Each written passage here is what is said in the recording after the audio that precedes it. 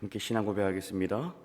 전능하사 천지를 만드신 하나님 아버지를 내가 믿사오며 그 외아들 우리 주 예수 그리스도를 믿사오니 이는 성령으로 잉태하사 동정녀 마리아에게 나시고 본디오 빌라도에게 고난을 받으사 십자가에 못 박혀 죽으시고 장사한 지 사흘 만에 죽은 자 가운데서 다시 살아나시며 하늘에 오르사 전능하신 하나님 우편에 앉아 계시다가 저리로서 산 자와 죽은 자를 심판하러 오시리라. 성령을 믿사오며 거룩한 공회와 성도가 서로 교통하는 것과 죄를 사하여 주시는 것과 몸이 다시 사는 것과 영원히 사는 것을 믿사옵나이다. 아멘. 하나님 감사합니다. 오늘도 새날을 허락하여 주시고 주님 앞에 나와서 함께 기도하며 하나님의 영광을 구하게 하시니 감사합니다. 우리의 마음과 생각을 모두어서 하나님의 말씀을 받게 하여 주시고 주시는 말씀을 통하여서 오늘도 구별된 하나님의 백성들 되게 하여 주옵소서. 예수님의 이름으로 기도합니다. 아멘. 325장 찬송합니다. 325장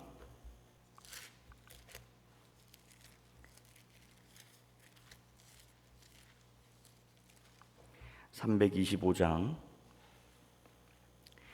예수가 함께 계시니 시험이 오나 겁없네. 기쁨의 근원 되시는 예수를 위해 삽시다. 날마다 주를 섬기며 언제나 주를 기리고 그 사랑 안에 살면서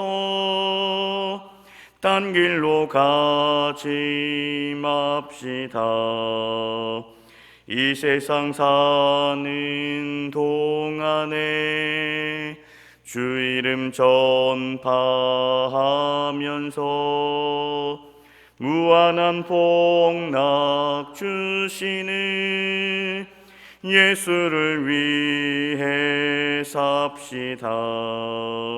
날마다 주를 섬기며 언제나 주를 기리고 그 사랑 안에 살면서 딴 길로 가지 맙시다. 이 세상 친구 없어도 예수는 나의 친구니 불의한 일을 버리고 예수를 위해 삽시다. 날마다 주를 섬기며 언제나 주를 기리고 그 사랑 안에 살면서 딴 길로 가지 맙시다. 주께서 심판하실 때 잘했다 칭찬하리니 이러한 상급 받도록 예수를 위해 삽시다. 날마다 주를 섬기며 언제나 주를 기리고 그 사랑 안에 살면서 딴 길로 가지 맙시다. 사사기 12장 보겠습니다. 사사기 12장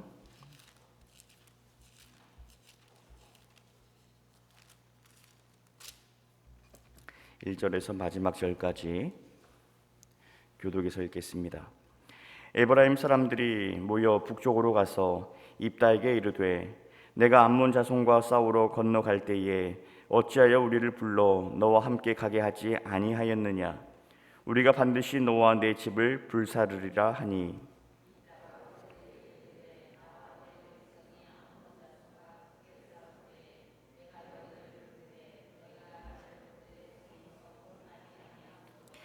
나는 너희가 도와주지 아니하는 것을 보고 내 목숨을 돌보지 아니하고 건너가서 암몬 자손을 쳤더니 여호와께서 그들을 내 손에 넘겨주셨거늘 너희가 어찌하여 오늘 내게 올라와서 나와 더불어 싸우고자 하느냐 하니라.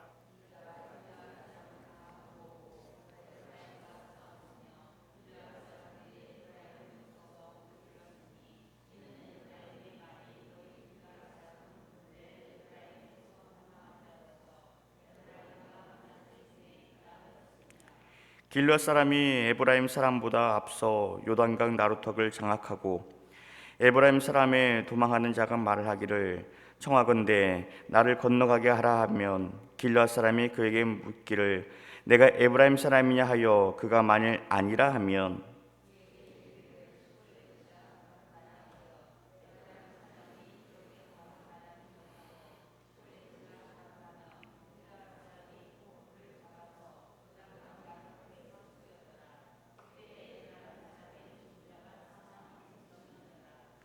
입다가 이스라엘의 사사가 된 지 6년이라 길르앗 사람 입다가 죽음에 길르앗에 있는 그의 성읍에 장사되었더라.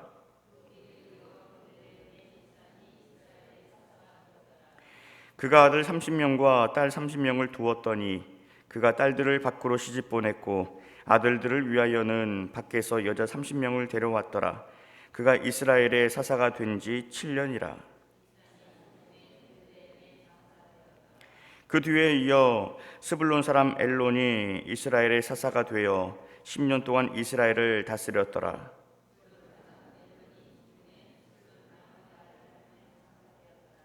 그 뒤를 이어 바랴돈 사람 할렐의 아들 압돈이 이스라엘의 사사가 되었더라.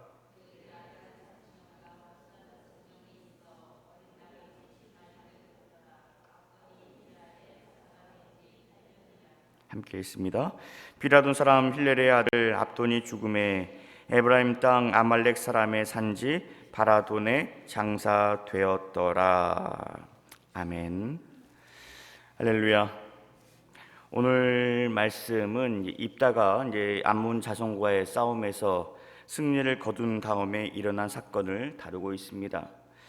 1절에 보니까 에브라임 사람들이 찾아와서 지금 시비를 걸고 있어요. 이렇게 얘기합니다. 너희가 암몬 자손과 싸울 때 왜 우리를 부르지 않았느냐? 왜 우리와 함께 싸우자고 하지 않았느냐? 그러면서 하는 말이 우리가 반드시 너와 내 집을 불사르고 말 것이다. 상식적으로 이해가 되지 않습니다. 이게 일가족까지 죽일 문제입니까? 사람을 죽일 문제입니까?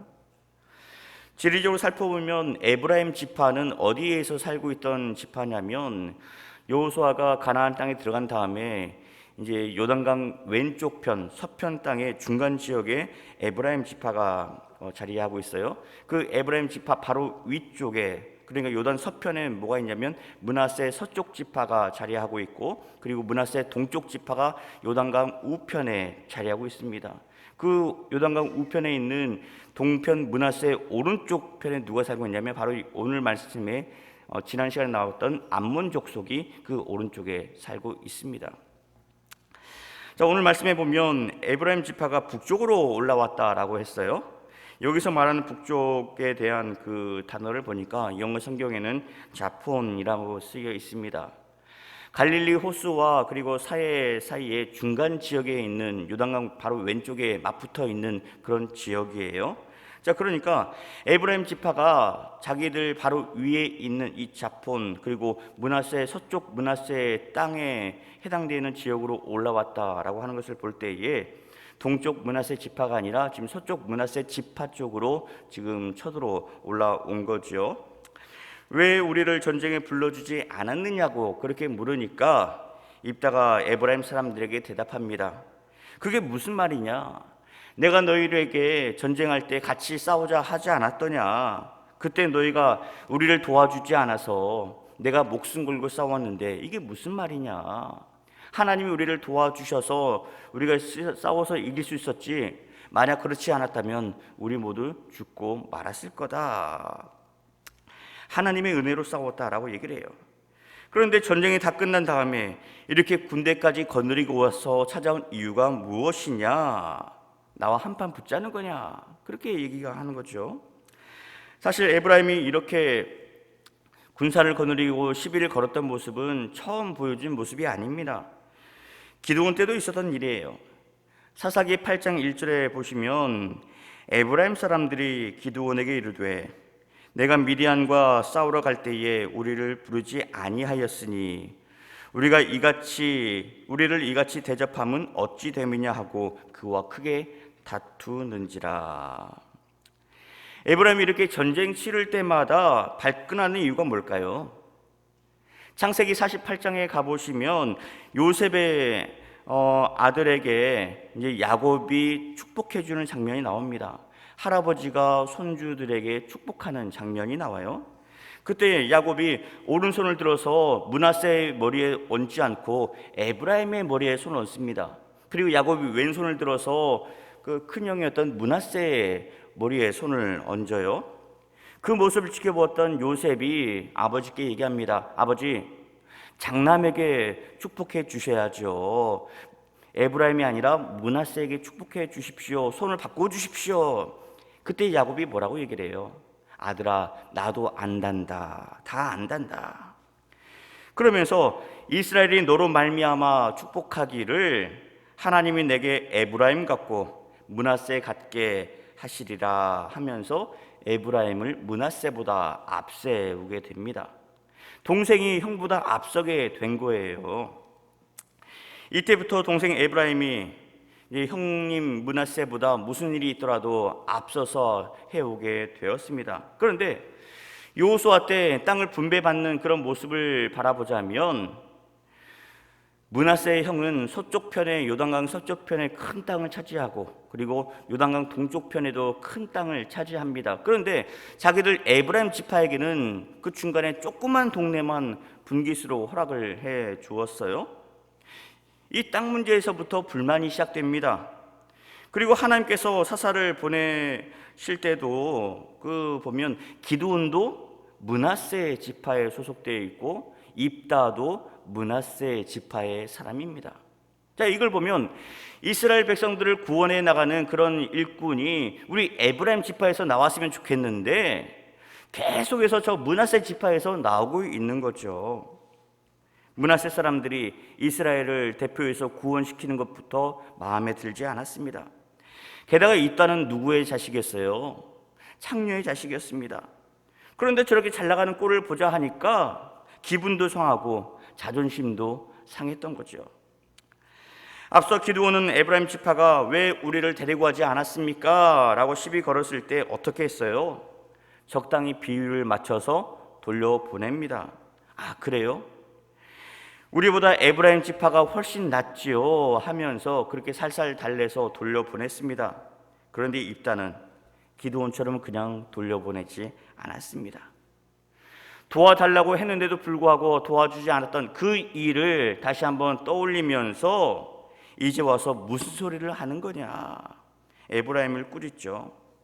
그리고 에브라임 사람들이 힘으로 맞서려고 하는 그런 모습에 화가 나서 길앗 사람들을 죄다 모아다가 이 에브라임 사람들을 이제 치지 않습니까? 이때 도망치는 그런 에브라임 사람들을 잡아내기 위해서, 걸러내기 위해서 검문소에서 발음을 가지고 이제 시험을 합니다. 에브라임 사람들이 쉬 발음이 잘 안 되는 것을 이용한 거죠. 그래서 쉿볼렛이라고 말해봐라 라고 해서 이 사람들이 쉿볼렛 하면 그냥 돌려보내주고, 쉿볼렛이라 하지 않고 십볼렛 이렇게 발음하면 그 자리에서 쳐 죽였습니다. 우리 경상도 사람들이 쌀을 살이라 얘기하고 그리고 싸움을 사움 이렇게 말하는 이런 발음하는 부분과 유사한 그런 모습인 것 같아요. 어쨌든 그렇게 죽은 사람이 42,000명이나 달했습니다. 출애굽하면서 민수기 26장 37절에 가보면 2차 인구 조사 때 에브라임의 그 수가 얼마나 됐냐면 32,500명이었습니다. 그런데 오늘 이들이 가나안 땅에 정착하고서 이제 인구가 늘었다 하더라도 거의 대부분이 죽임을 당했다라고 보시면 될 것 같아요. 엄청난 사건이 일어난 겁니다. 그리고 그 뒤를 이어서 이제 8절에 보면 이제 베들레헴의 입산이 사사가 됩니다. 입사는 어떤 사람이냐면 성경은 그에 대해서 별다른 기록을 하고 있지 않습니다. 다만 아들이 30명이고 딸이 30명이었는데 며느리 30명을 밖에서 데려오고 그리고 딸 30명을 바깥으로 시집을 보냈다라고 하는 그런 내용만 나오고 있어요. 이게 뭘 의미하겠습니까? 당시 이방 족속과의 별다른 기록이 없었다라고 하는 것은 자녀들을 이방 족속들과 정치적인 그런 목적을 가지고 정략 결혼을 시켰다라고 볼 수가 있어요. 진멸해야 될 대상을 자기들 집안으로 끌어들였던 것이고 거룩하게 구별되어야 했던 이스라엘 백성을, 이스라엘 자손을 이방 족속에게 넘겨주었다라고 하는 거죠. 이스라엘의 사사들의 그런 흑 역사가 계속해서 나오고 있습니다. 자, 그 다음 사사는 11절입니다. 스불론 사람 엘론. 이 엘론에 대해서는 정말 기록이 거의 없습니다. 그냥 스불론 자손이었다라고 하는 기록만 남아 있어요. 자, 그러면 이 스불론은 누굽니까? 야곱의 그 아내들 중에 이제 레아의 막내 아들입니다. 막내 아들.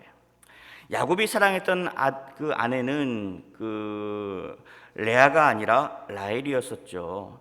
이 라헬에게서 아이가 낳기 전에 이 레아에게서 마지막으로 태어났던 아들이 스불론이었습니다. 스불론이 태어난 다음에 드디어 사랑하는 여인 이 라헬에게서 요셉과 베냐민이 태어나지 않습니까?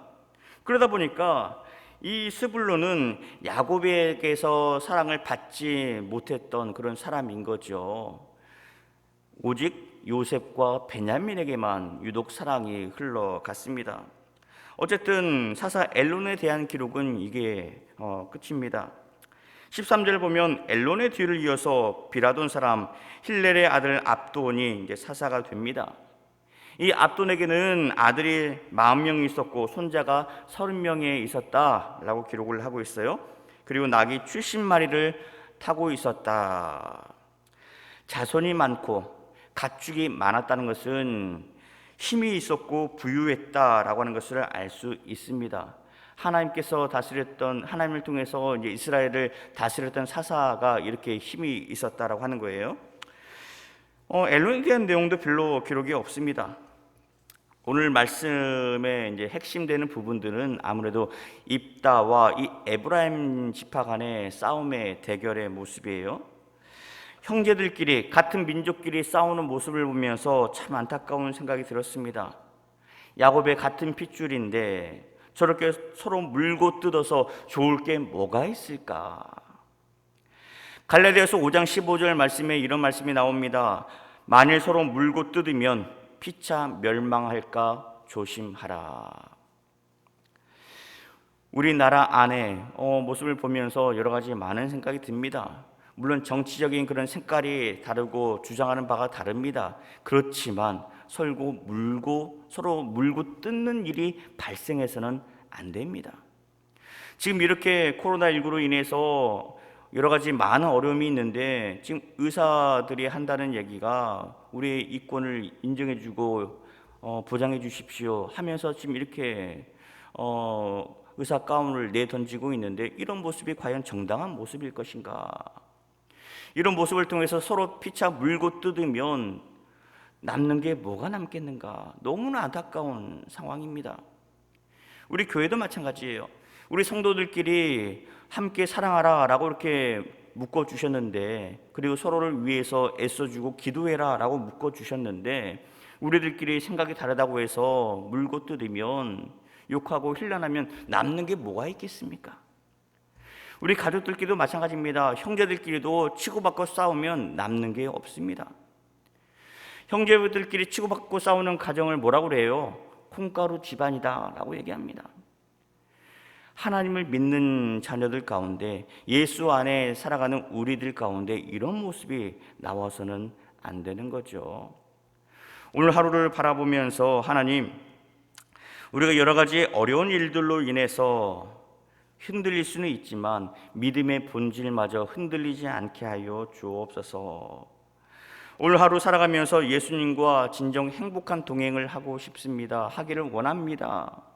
내 안에 들어와 계시는 예수님으로 인해서 우리의 생각을 붙들어 주시고 우리의 행동들을 함께 붙들어 주셔서 그거로 치닫지 않도록 우리의 모습을 통하여서 하나님의 영광이 드러날 수 있기를 원합니다. 그런 마음으로 함께 기도하는 하루 될 수 있기를 주님의 이름으로 축원합니다.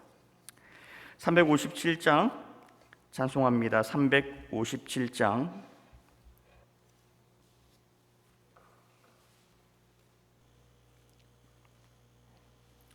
357장 주 믿는 사람 일어나 다 힘을 합하여 이 세상 모든 마귀를 다쳐서 멸하세.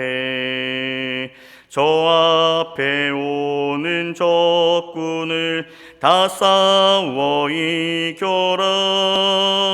주 예수 믿는 힘으로 온 세상 이기네. 믿음이 이기네. 믿음이 이기네. 주 예수를 믿음이 온 세상 이기네. 온 인류 마귀 괴율로 큰 죄에 빠지니 진리로 띠를 띠고서 늘 기도 드리세. 참 믿고 의지하면서 겁 없이 나갈 때 주 예수 믿는 힘으로 온 세상 이기네. 믿음이 이기네. 믿음이 이기네. 주 예수를 믿음이 온 세상 이기네. 끝까지 이긴 자에게 흰 옷을 입히고 또 영생 복을 주시니 참 기쁜 일일세. 이 어두운 세상 지나서 저 천국 가도록 주 예수 믿는 힘으로 온 세상 이기네. 믿음이 이기네. 믿음이 이기네. 주 예수를 믿음이 온 세상이 믿음이 이기네. 믿음이 이기네. 믿음이 이기네. 주 예수를 믿음이 온 세상이 이기네. 하나님 감사합니다. 그렇습니다. 우리가 예수 믿는 믿음으로 이 세상을 맞서 싸워갈 수 있기를 원합니다. 우리가 싸워야 할 대상은 우리 같은 가족이 아니요, 우리 믿음의 성도들이 아니요, 악한 세상에 악한 권세가 다스리는 세상입니다. 하나님, 우리가 이 영적 싸움에서 맞서 싸워 능히 승리할 수 있도록 늘 우리가 주님께서 주시는 말씀으로 무장하게 하여 주시고 예수님과 함께 승리해 나갈 수 있는 귀한 믿음의 백성들 되게 하여 주옵소서. 하나님, 오늘 하루를 살아가면서 우리가 마주하게 되는 많은 현실의 문제들을 바라보기를 원합니다. 그 문제 앞에서 하나님의 영광을 드러낼 수 있는 저희들 되게 하여 주옵소서. 기도하며 하나님의 뜻을 구하게 하여 주시고, 말씀을 통하여서 하나님의 그 힘을 깨닫게 하여 주시며, 성령께서 우리에게 역사하실 때 그 성령의 이끄심을 기쁨으로 순종하며 따를 수 있도록 도와주옵소서. 우리 믿음의 백성들, 예수 안에 있는 자들은 결국엔 승리하는 인생입니다. 지금 당장 찾아오는 곤란으로 인하여서, 여러 가지 어려움으로 인하여서 낙심하지 않게 하여 주시고, 마침내 싸워 승리해 나가는 귀한 믿음의 역사를 일구어 나가는 우리 모두가 되게 하여 주옵소서. 하나님, 코로나19가 계속해서 창궐 하고 있습니다. 아버지, 이 땅을 굽어 살펴 주시사 우리 모든 삶의 모습이 정상으로 돌아올 수 있도록, 일상으로 돌아올 수 있도록 하나님 도와주옵소서. 이 땅에 있는 많은 교회들이 더욱더 방역 정책에 잘 협조하여서 세상으로 인하여서 지탄받는 것이 아니라 교회가 모범적인 그런 대응으로 인하여서 칭찬받는 그런 모습으로 바뀔 수 있도록 하나님 도와주옵소서. 코로나19로 인하여서 힘들어하는 많은 지체들이 있습니다. 애쓰고 수고하는 손길들이 있습니다. 주님께서 위로하여 주시고 함께하여 주시옵소서. 다시 한번 새 힘을 공급하여 주셔서 능히 감당할 수 있도록 도와주시기를 원합니다. 우리 기도의 용사들, 오늘도 주님 앞에 나와서 기도할 때에 여러 가지 삶의 자리를 놓고, 자녀들을 놓고, 가정을 놓고, 그리고 삶의 현장을 놓고 우리 교회와 이 나라와 민족을 위해서 기도할 때, 우리에게 맡겨주신 선교지를 놓고 기도할 때 하나님의 거룩한 영광을 구할 수 있는 귀한 믿음의 현장들 되게 하여 주옵소서.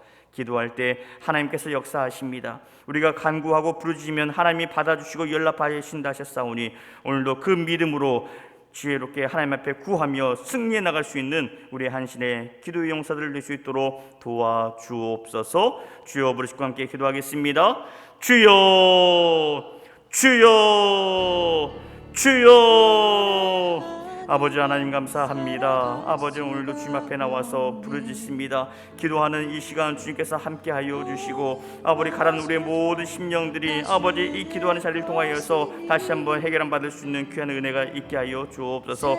아버지, 주님 앞에 나와서 부르짖을 때마다 예수님의 이름으로 부르짖게 하심을 감사합니다. 우리를 위해서, 우리를 구원하기 위해서 이 땅에 예수님을 보내주시고 예수님의 십자가의 은혜로 인하여서 오늘도 우리가 설 수 있사오니, 아버지 오늘도 간구하는 모든 제목들 가운데 하나님의 영광이 드러나게 하여 주옵소서. 아버지, 이 땅 가운데 그리고 전 세계 가운데 코로나가 종식되지 않고 있습니다. 아버지, 다시 한번 이 코로나를 대비하면서 맞서면서 다시 한번 우리의 연약한 부분을 돌아보게 하여 주시고, 우리 인간의 여러 가지 욕심과 이기심으로 인하여서 발생하는 여러 가지 많은 그런 자연적인 그런 재해 가운데서 다시 한번 하나님께서 맡겨주신 그런 청지기로서의 본연의 사역을 잘 감당할 수 있기를 원합니다. 아버지, 다시 한번 지금이라도 늦지 않았습니다. 우리 모든 믿음의 지체들, 그리고 이 땅에 있는 모든 사람들이 하나님의 사랑을 온전히 바라보게 하여 주시고, 아버지 참된 하나님께서 제일 주셨던 그 영역 안에서 우리가 잘 살아갈 수 있도록 도와주옵소서. 아버지, 오늘도 코로나로 인하여서 힘들어하고 있는 자들이 많이 있습니다. 애쓰고 수고한 자들이 있습니다. 아버지, 그들의 노고를 기억하여 주시고 붙들어 주시기를 원합니다. 아파하고 신음한 자들 주님께 찾아가 주시고 위로하여 주시고 안수하여 주시옵소서. 우리 한신의 믿음의 용사들, 아버지를 기도할 때마다 부르짖어 간구하는 모든 제목들 가운데 하나님 역사하여 주시기를 원합니다. 가정을 위해서 기도할 때에 아버지 흔들리지 않게 하여 주시길 원하고, 자녀들을 위해서 기도할 때에 좌우로 치우치지 아니하는 믿음의 자녀들 다 될 수 있도록 도와주시옵소서. 어려운 문제 만날 때마다 아버지 세상적인 방법으로 풀지 않게 하여 주시고, 기도하며 말씀 가운데서 힘을 얻고 하나님을 구할 수 있는 우리 믿음의 자녀들 다 될 수 있도록 도와주옵소서. 하나님, 코로나19로 인하여서 여러 가지 경제 문제가 너무나 어렵습니다. 아버지, 가게가 원활하게 돌아가지 않습니다. 아버지, 주님께서 위로하여 주시고 붙들어 주옵소서. 아버지, 힘들 때 더욱더 주님의 말씀으로 인하여서 의지하게 하여 주시고 예수님 붙들고 잘 헤쳐 이겨내 나갈 수 있도록 도와주시옵소서. 아버지, 구례가 있는 자녀들이 있습니까? 달리 나가고 해외 나가는 자녀들이 있사오니 오늘 하루도 주님께서 붙들어 주시사 아버지 하나님의 은혜 가운데 거할 수 있도록 도와주시옵소서. 아버지, 이 지역사회와 이 나라와 민족, 아버지 이 믿음의 재단 주님께서 붙들어 주시 주시사 아버지들 주님의 말씀 안에서 아버지 살아갈 수 있도록 도와주시기를 원합니다. 아버지 격가지로 빠져나갔더라도 다시 한번 주님을 바라보게 하여 주시고 십자가 붙들고 담대히 살아갈 수 있도록 도와주시옵소서. 아버지 우리 교회에 맡겨주셨던 귀한 선교지들이 있습니다. 국내 선교지, 해외 선교지, 기관 사역지, 아버지 모든 목장들마다 아버지 그 선교를 놓고 기도할 때에 아버지 하나님께 다시 한번 큰 은혜를 허락하여 주시고 합력하여 선을 이루어가는 귀한 역사를 아버지 경험하게 하여 주시옵소서. 아버지 거룩한 주일을 준비하는 토요일입니다. 아버지 우리 마음이 분주할 때마다 아버지 다시 한번 주님을 바라보게 하여 주시고 아버지 우리 주시는 하나님의 놀라운 구원의 역사를 힘입고 살아갈 수 있는 우리 한신의 백성들 되게 하여 주옵소서. 이 새벽 부르짖어 간구하는 모든 제목들 하나하나마다 주님 연락하여 주시고 아버지 하나님의 그 크신 은혜와 사랑을 함께 경험해 나가는 이 새벽 될 수 있도록 도와주시옵소서.